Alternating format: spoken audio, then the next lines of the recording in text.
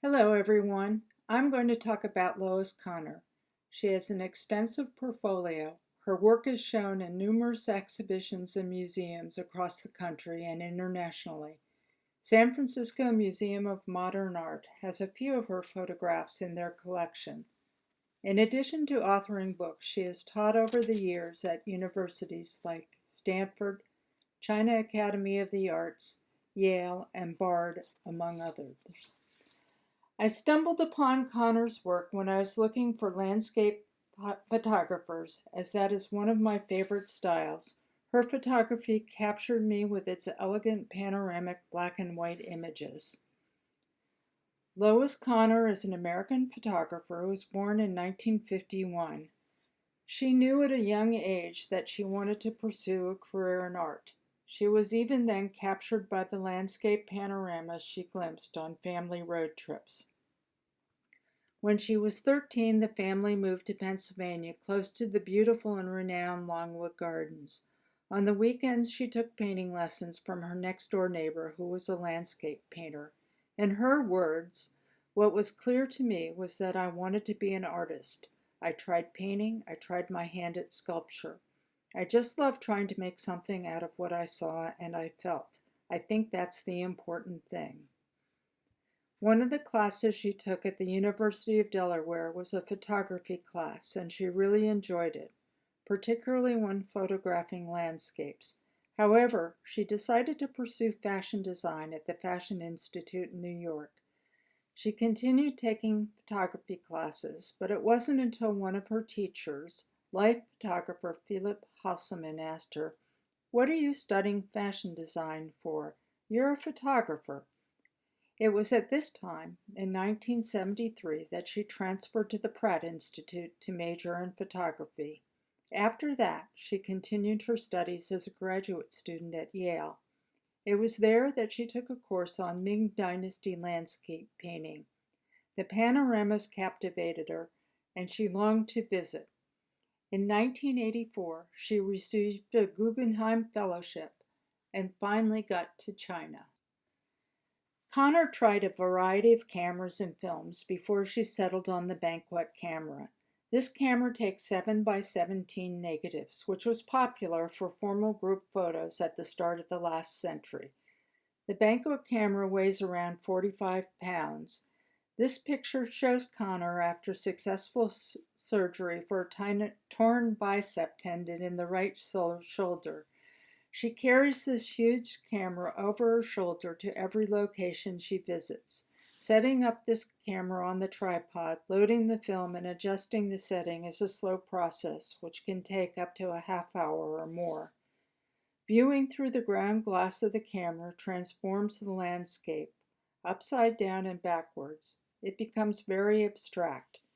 Conner embraces the slow process involved with the use of this camera, saying, "It allows me to take time purposely, an extended period of time, to make the photograph, and I think that's been very important to me, because my moment is a much longer moment. Unlike Cartier-Bresson's decisive moment, mine is still a decisive moment, but a longer moment, so I have time for more contemplation, which is essential for being a landscape photographer of my kind."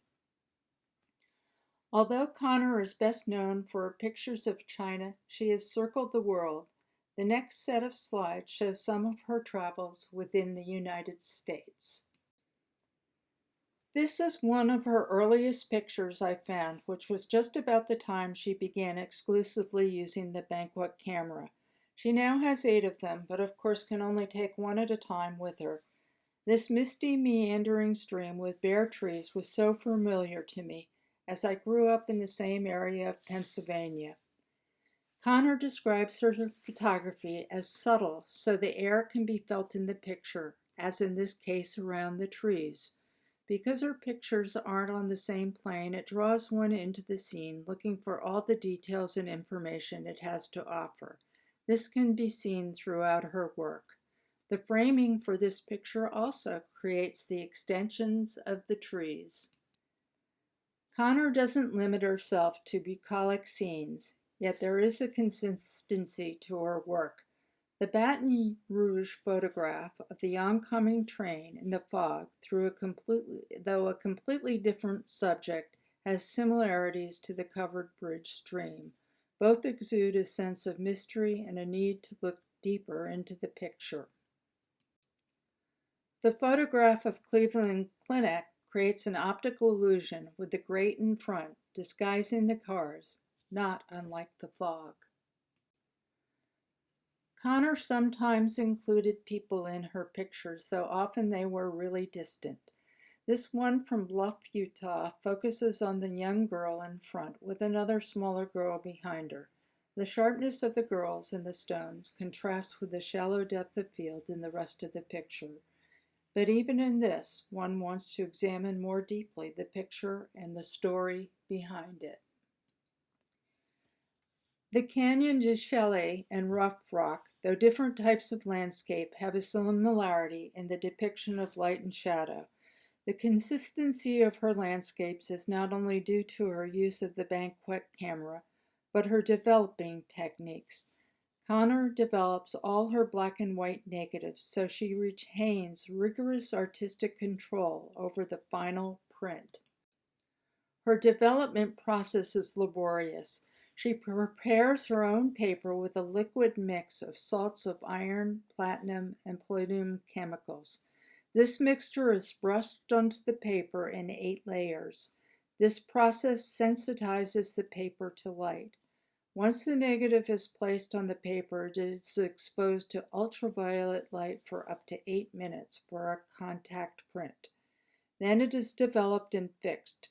Conner may repeat this process for days in order to get a good print. The printing process is, however, what distinguishes Conner's work with its rich tones. When Conner finally traveled to China in 1984, she fell in love with the country. Her curiosity and adventure led her onto many explorations, friendships, and return trips. Conner believes that it was in China that she really became a photographer. One of the things Conner hoped to achieve with her photography was to show landscape as culture, the history of behind, now, and what is coming. In returning so frequently to China, Conner has been able to show growth and change while retaining the subtlety and timelessness of the country. In Shanghai, 1984, there are several people on the bridge, and it requires a second look to spot them. This is often true in her photography. Yangzhou, 1985, and the following slide, Hutong, are examples of the many countryside scenes that Conner captured. In Hutong, the bicyclist in the center brings motion, as does the far right mystery figure in white, off to the right. In both these pictures, the dark tone, angles, and shapes make it a really interesting shot. Benan almost seems like a double exposure with distant mountains. It was the extraordinary shapes of the Chinese landscape which initially drew Conner to China. This indeed seems like something out of a fairy tale.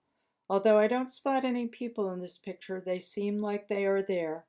Typically, when Conner was out photographing, she would draw a large crowd of people standing behind watching. She frequently would turn around and find many willing to pose. The two following slides are both at Tiananmen, but 10 years apart and different vantage points. This again reveals Conner's interest in time and change. Specific to China, Conner has said, "I don't think I would have been able to experience that kind of transition in any other country during my lifetime. It was very rapid. What I'm trying to reveal through photography in a deliberate yet subtle way is the sense of history. I would like my photographs to describe my relationship between the tangible and the imagined, between fact and fiction."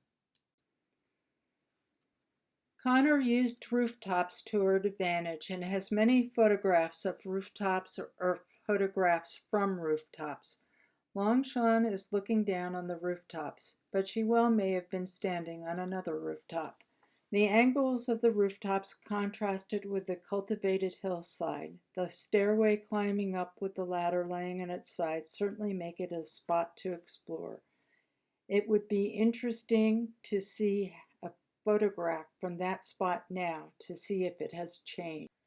Rooftops are often overlooked, but can show quite a different view than a shot from below, as shown in the Royal Meridian Hotel. Conner took pictures of rooftops around the world. One of the most fascinating aspects of China to Lois Conner was the lotus, represented by the next 6 slides. For Conner, photographing the lotus was like being in love. She never wanted it to stop. There simply couldn't be enough time to capture all the possibilities. Looking at my lotuses, I want to cry and photograph them until I don't have any film. And then when I don't have any film, I just want to sit there. It's like being in love. I don't want it to stop. There are so many possibilities. My life isn't long enough. Her lotus pictures are a contrast in life cycle, bloom to wilted stem. These photos show the lotus in various states. Some are glossy and glistening like the Sea of Good Fortunes. Others show the stems of lotus dancing and reflecting above the water as an abstract design. The lotus under ice sweeps with swirls of ice capturing leaves and stems. Conner felt that even the dying lotus had energy left in it and remained connected.